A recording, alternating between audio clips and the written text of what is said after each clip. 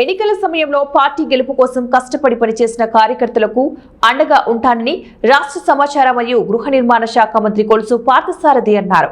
ఏలూరు జిల్లా నూజివీడు పట్టణంలో శుక్రవారం ఏర్పాటు చేసిన బహిరంగ సభలో 4 మండలాల పార్టీ అధ్యక్షులు, క్లస్టర్ ఇన్ఛార్జీలు, గ్రామ, బూత్ కమిటీల ప్రమాణ స్వీకారం ఘనంగా నిర్వహించారు.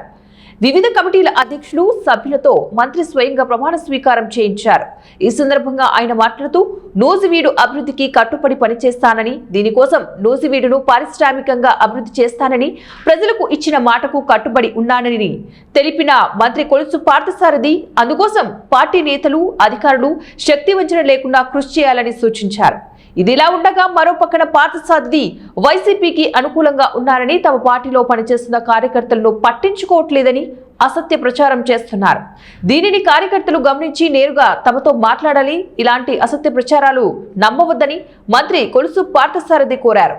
ప్రజలు తమ అవసరాల కోసం అర్జీ పెట్టుకుంటే వారికి మట్టి తోలుకునేందుకు అనుమతులు ఇస్తామని హామీ ఇచ్చారు.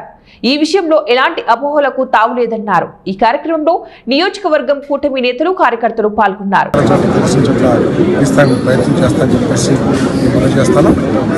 కార్యకర్తకి ఎటువంటి ఇబ్బంది వచ్చినా కూడా నేను వారికి తోడుగా అండగా ఉంటానని చెప్పేసి కూడా తెలియజేస్తాను. కార్యకర్త సంక్షేమమే నా లక్ష్యం, మా పార్టీ లక్ష్యం. ఎందుకంటే దేశంలో ఏ పార్టీలో కూడా కార్యకర్త